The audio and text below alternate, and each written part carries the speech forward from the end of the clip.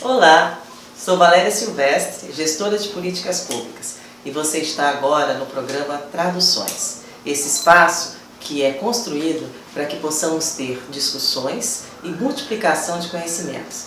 Aqui no programa Traduções, a intenção é que você possa ter acesso a informações da academia, aos estudos e as pesquisas que são feitas dentro das universidades e possa também ter o contato com a vivência das pessoas, a vivência das lideranças comunitárias, dos movimentos sociais e numa ponte de encontros entre esses dois temas, a teoria e a prática, nós possamos conversar. Hoje nós falaremos sobre o tema Segurança Alimentar, Direito à Nutrição e Direitos Humanos.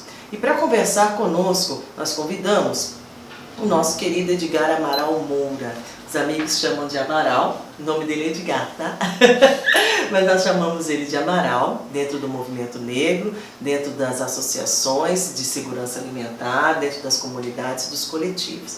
E ele está aqui conosco, mas antes de passar a palavra para o Amaral, eu gostaria de apresentá-lo.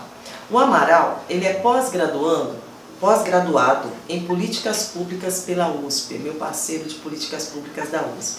Ele é professor, ele é consultor e pesquisador em políticas públicas de ações afirmativas e o recorte das ações afirmativas tem um viés, tem um direcionamento para a segurança alimentar. Ele é membro do Instituto de Pesquisa e Segurança Alimentar, o INTERSAM, da Unesp, é membro da APN, que é o agente pastoral negros do Brasil, e dentro desse movimento pela segurança alimentar tem viajado o Brasil com uma série de trabalhos interessantes, multiplicando esse conhecimento que é um direito. Amaral, quando nós vamos pesquisar sobre segurança alimentar, eu percebo o seguinte, que o Plano Nacional de Segurança Alimentar, ele é uma responsabilidade do Estado.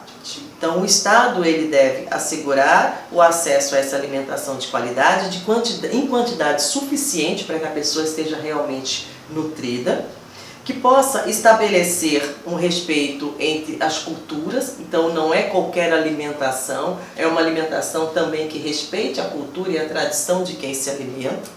É uma alimentação que respeita a questão ambiental e o direito ao meio ambiente para as próximas futuras gerações.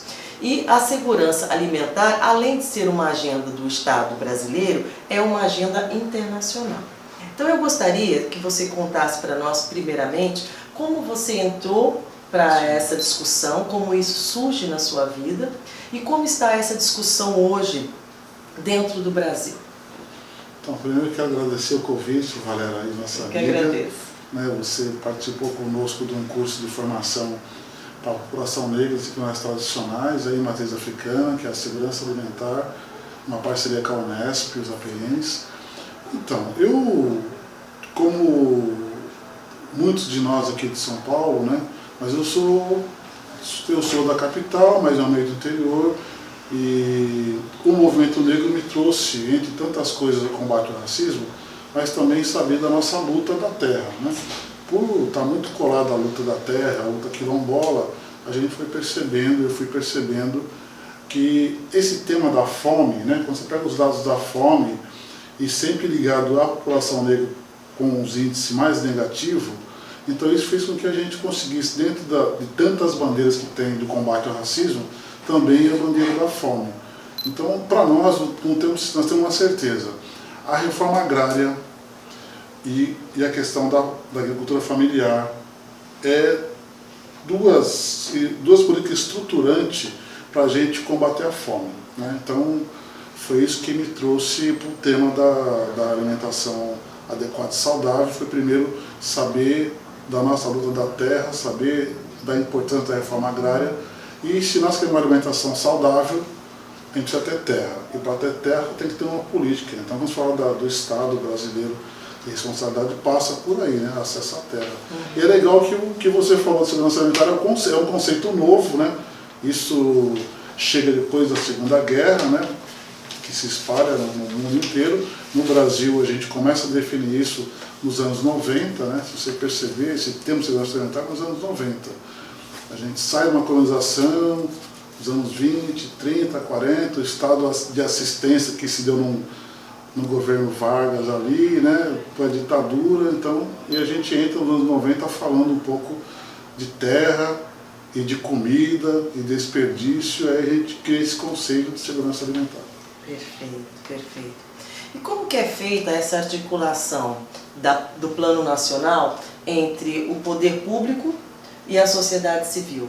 Como que se dá essa articulação? Quais são os instrumentos, quais são os meios que acontecem e como nós que estamos dentro dessa nação brasileira, como nós como cidadãos, podemos colaborar para que essa ponte seja realmente mais fortalecida. Sim. Por que eu digo isso? Porque eu comecei a escutar o assunto segurança alimentar com vocês, né? Participando de um projeto há 2, 3 anos atrás, dentro de um assentamento do MST, né, em Franco da Rocha, e com esse assentamento, frequentando lá, que eu fui conhecer o que é uma agricultura familiar, como é o desenvolvimento e a luta pela terra e a luta dessas famílias, principalmente para se manter na terra, né, a dificuldade de escoar um produto de extrema qualidade. E eu vou falar isso de paladar, quando eu falo extrema qualidade, quem comeu uma fruta lá dentro e quem come uma fruta comprada de um supermercado é muito diferente. Banana tem gosto de banana, não tem gosto de papel, né? Eu sempre brincava quando eu tinha a oportunidade de estar lá e comer o que eles vendem, o que eles produzem lá. Então, como que nós, como cidadãos comuns, podemos participar dessa bandeira segurança alimentar? Afinal, estar nutrido é o fundamental para todos nós, né? Para estarmos vivos, né? E como que é feita essa relação entre governo e sociedade civil? Então, primeiro que todo mundo quer viver e quer viver bem, né? Então já começa aí. A gente, como eu estava falando para você, esse tema ele traz o debate da participação social, então a participação e o monitoramento da política pública. Então esse é um tripé, na verdade, né? Como é que a gente faz que o governo e a sociedade civil se conversem mais e como é que a gente faz uma proposta de política pública e depois dela ser implementada, como é que você monitora que ela está acontecendo. Então, na verdade, quando você fala dos assentamentos que você foi e a reforma agrária, é isso. Como é que a agricultura familiar, sempre você olha assim e pensa, agricultura familiar, uma agricultura de uma família. Quando você pensa em assentamentos, a reforma agrária, são famílias, né? Então nós temos hoje, quem produz uma alimentação saudável é a agricultura familiar.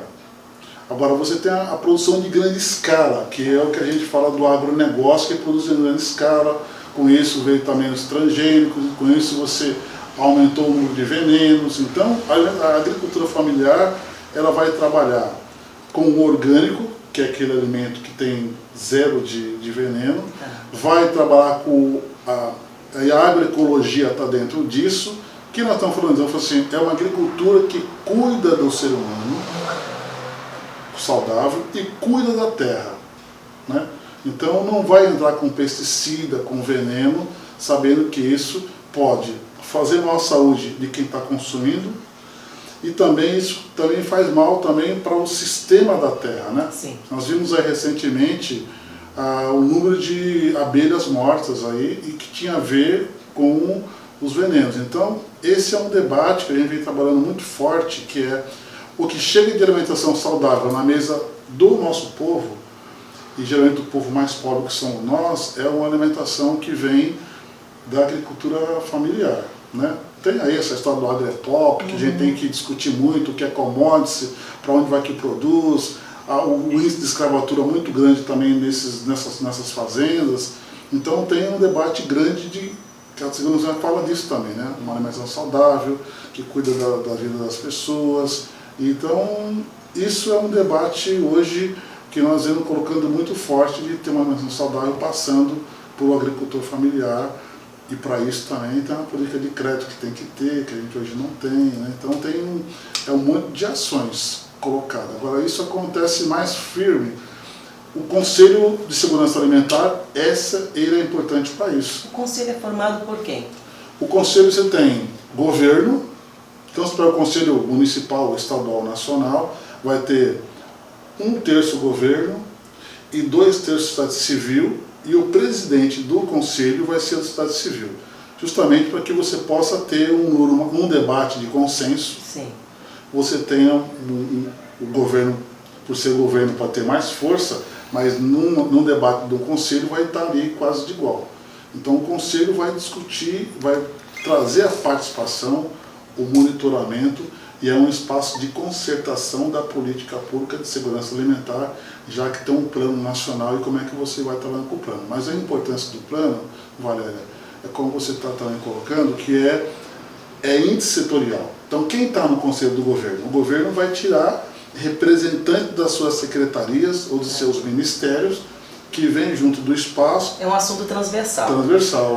E índice setorial, e também a sociedade civil está ali, organizada. Você vai ter dos pesquisadores, você vai ter da academia, você vai ter a sociedade civil das ONGs, você pode ter gente das igrejas, das clãs religiosas. Então, é um grupo, você viu, bem representativo. Às vezes, não dá para colocar todo mundo nas vagas, mas você olha para as vagas que tem dentro, que é variadas, e como é que eu represento, se é 10 ou se é 20 pessoas que você viu, representa esse número, esse leque, né? No eixo racial, por exemplo, do eixo de comunidades tradicionais, o Brasil tem mais de 50 comunidades tradicionais. Nossa! Né? E depois que teve o decreto 60-40, que eu posso dizer se eu sou quilombola ou não, se eu sou indígena ou não.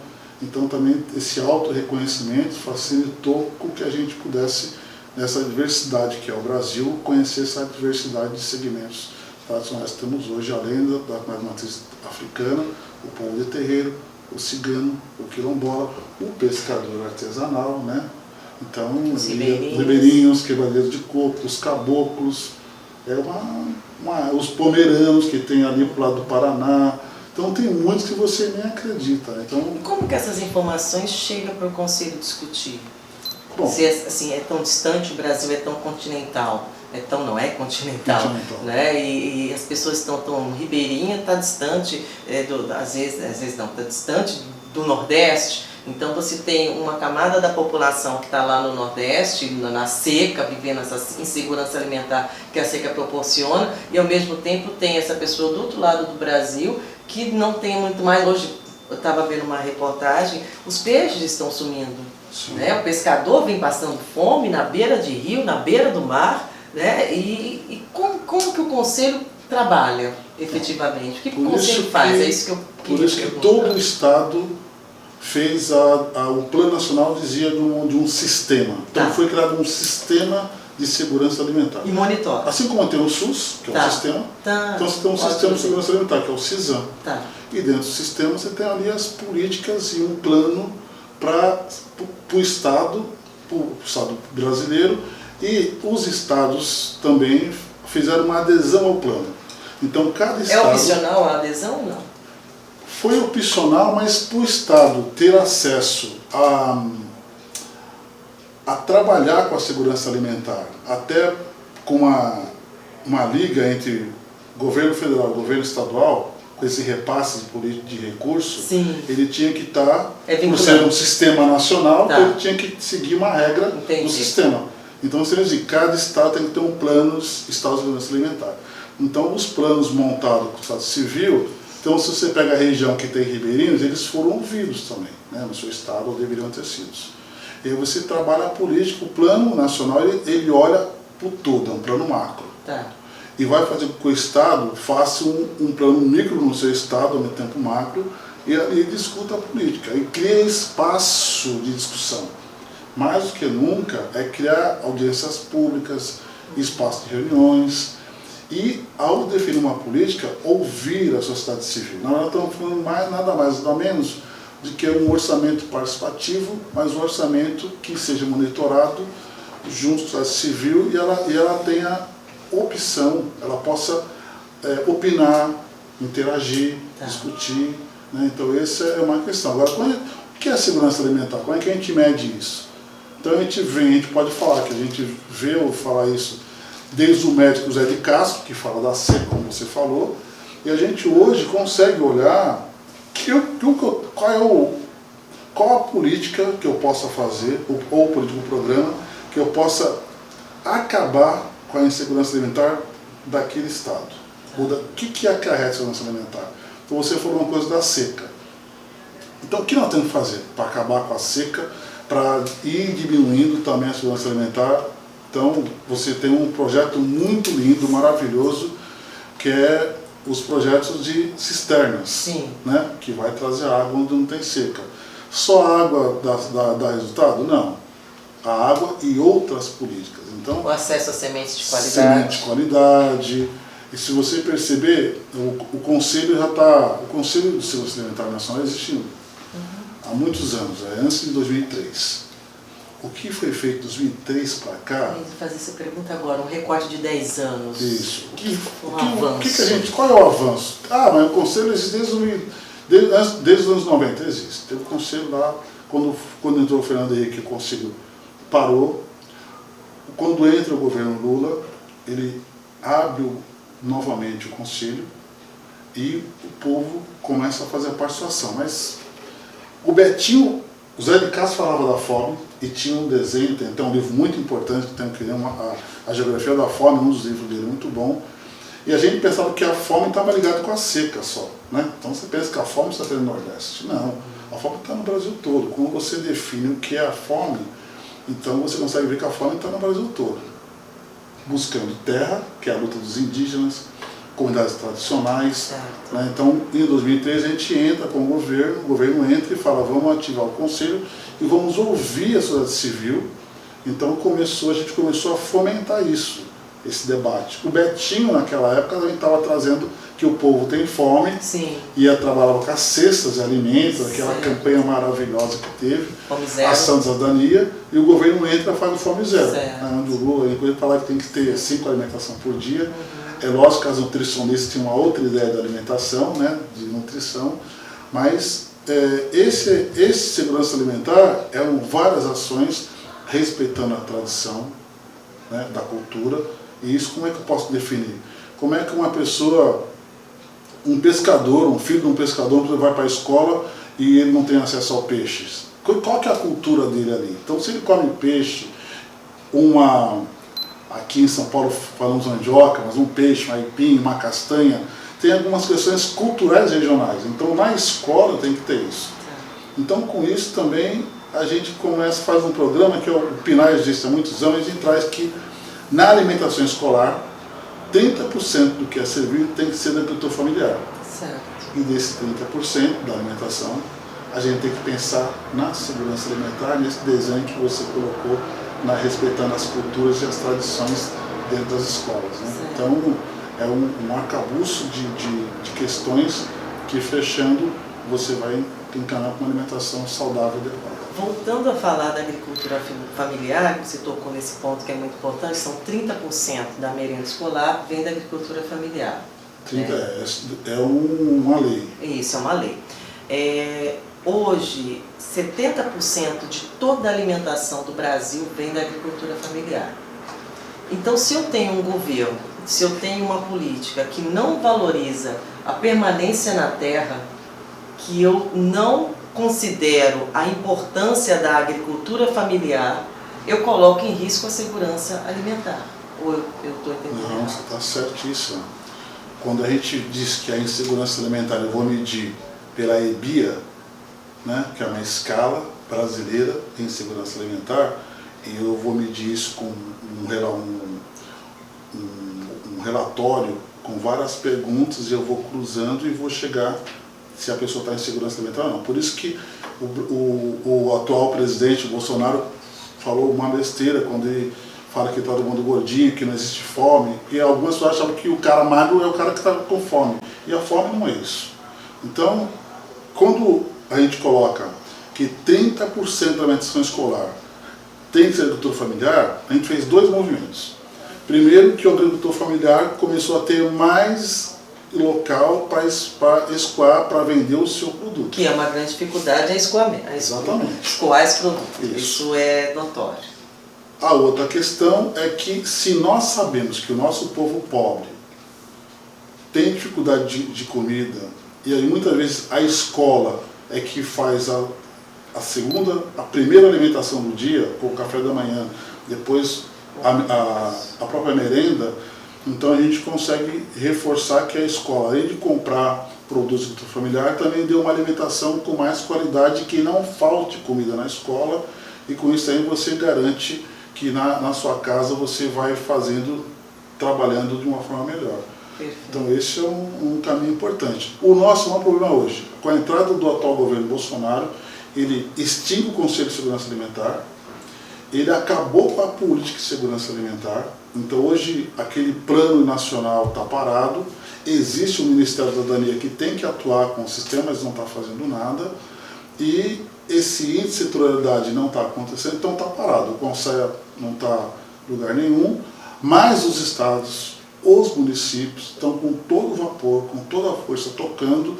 Tanto é que em 2020 agora nós vamos fazer uma grande Conferência Nacional Popular de Segurança Alimentar, ouvindo os municípios, os estados, e vamos entregar esse grande relatório para a ONU, para o próprio governo, e nós estamos na resistência, na verdade, de garantir essa alimentação saudável para a população brasileira, né?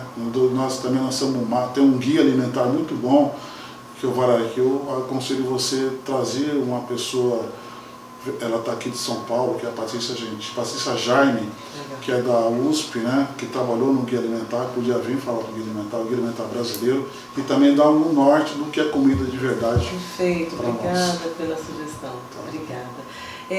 Amaral, você falou dessa conferência, né? Essa conferência, então, eu percebo que ela vai ser espontânea, ou seja, os locais, os movimentos locais que estão fazendo o que o governo federal não está chamando, que deveria ser uma prerrogativa do governo chamar uma conferência, porque a conferência é para conferir, né? Então, conferir como está a situação. O governo não quer conferir, ele não quer saber. Aliás, nem se fala mais de que o Brasil está retornando para o mapa da fome.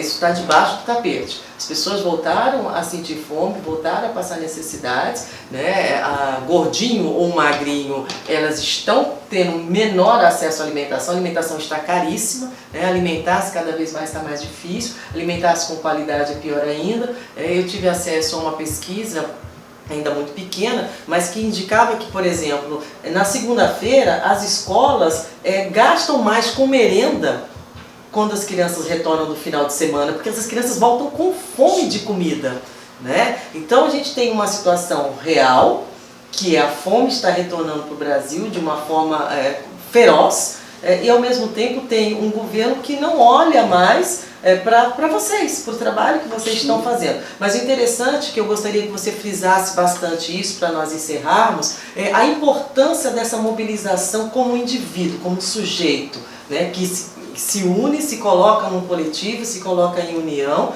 e não vai deixar morrer esse assunto e não vai deixar morrer essa bandeira. Então eu gostaria que falasse um pouco mais, realmente frisasse mais essa conferência, como isso vai acontecer e como nós, da sociedade civil, nós que não somos do Conselho, que não pensávamos nesse assunto até o momento, como nós vamos poder ajudar vocês, ou melhor, nos ajudar. O primeiro passo é todo município, todo estado tem um conselho municipal ou estadual. Então procurar se envolver nas conferências, nas reuniões, nos diálogos. São abertos ao público. Aberto ao público. Ótimo. Esses diálogos vão estar dando informação da conferência. Nós vamos fazer uma grande conferência em maio de 2020. O local talvez seja na Bahia, talvez seja no Maranhão, mas o principal é que ter um relatório para ouvir. Por isso que o seu programa é de fundamental importância, porque é um espaço a gente ouvir as pessoas, né? E ela saber que ela pode dar informação, ela pode dar a sua opinião, e os espaços estão aí dentro das escolas, né, fora das escolas. É lógico que nós estamos aumentando o número de população de rua, o desemprego, né? A gente está vendo o êxodo rural, né, o pessoal vindo para a cidade, então a gente passou um período que não estava acontecendo isso. Quem diz que o Brasil está no mapa da fome não fomos nós do Brasil. Quem disse foi a FAO, um relatório que a FAO construiu. Conta para nós rapidamente o que é a FAO, para quem não conhece. A FAO, na verdade, é a Organização das Nações Unidas e tem um departamento dela que cuida da alimentação. Né? Então tem organismos que cuidam da alimentação. Então, na verdade, é esse organismo que com o mapa, com o relatório, e verifica que o Brasil saiu do mapa da fome. Né? É lógico que saiu do mapa da fome é que a gente tirou um número muito alto da linha da pobreza extrema. Né? Então, com isso a gente sai do mapa da fome. Agora aqui tem uma média. Olha o que a gente vê hoje, as ruas cheias de morador de rua, o pessoal com desemprego. Então sem moradia, né? Ou quem tem casa não tem comida. Então é terrível. Agora temos uma resistência, né? Isso está acontecendo via governo federal. Alguns governos estaduais também estão com dificuldade de entender o tema. São Paulo, por exemplo, ainda não chamou a conferência estadual, ainda não chamou o conselho para conversar. Estamos aguardando que o governo de São Paulo chame o conselho para conversar. Mas o governo de São Paulo tem como governador quem queria colocar uma ração, ou seja, que não valoriza essa alimentação. Será que a gente vai conseguir uma conversa dessa com esse governo que está aí? Vamos conseguir porque o governo tem um plano estadual. Tá. O governo tem um conselho. O governo tem uma sociedade civil organizada, entre ela você e nós que estamos aqui, né? E o Brasil todo organizado. Então a nossa resistência vai fazer com que o governo ande, né? Perfeito. Tem uma fala que o governo é igual o feijão, né? Só funciona com panela de pressão. Então nós somos a panela de pressão para fazer o governo andar e mesmo nessa lentidão fazer ele avançar numa política, porque o índice de nutrição vai aumentar, o índice das pessoas morrendo por fome vai aumentar, a fome vai trazer outras doenças, então na verdade nós vamos resistir. Perfeito, e eu só tenho a lhe agradecer, porque aprendo muito com você. Nós aprendemos juntos. Com esse movimento todo, como ser humano, como mulher preta, como nascida e crescida na periferia, que viu de perto a fome, sabe o que é você estar dentro de uma casa e não ter o que comer, né? Perceber que no século XXI ainda essa discussão está sendo feita de uma maneira com pressão é lamentável, mas ao mesmo tempo é esperançoso, porque nós não vamos deixar de lutar, né? Nós não vamos deixar que esse assunto morra, que esse assunto se esfrie, porque são vidas que estão em jogo e vidas valem muito. Eu te agradeço imensamente ter vindo para cá, né? Aproveitei você aqui em São Paulo um pouco, estamos fazendo um trabalho em Salvador, e eu te aproveitei aqui, está indo embora amanhã já. Né? Te agradeço imensamente ter aberto esse espaço na agenda. Para você que nos assistiu até o momento, agradeço muitíssimo, agradeço a equipe que está aqui, né? A equipe de filmagem, de edição, muito obrigada pela dedicação. E agradeço sobretudo a você que vai deixar um comentário aqui no vídeo, que vai deixar um clique, que vai acionar o sininho para receber os novos vídeos em primeira mão e que vai compartilhar com os amigos, com as amigas, com o pessoal da faculdade, com a família. E vamos falar de segurança alimentar. Segurança alimentar é direito à vida, é base. Então venha conosco, o programa Traduções traz essa bandeira para dentro dessa discussão, desse espaço. Vem com a gente no próximo programa. Obrigada, eu sou Valéria Silvestre e te aguardo. Até mais. Quero te convidar, Valéria, amanhã. Hoje é aniversário da minha mãe, amanhã nós vamos cortar um bolo para ela, você está convidado. Só tenho a agradecer, querido, obrigada. Vou fazer igual.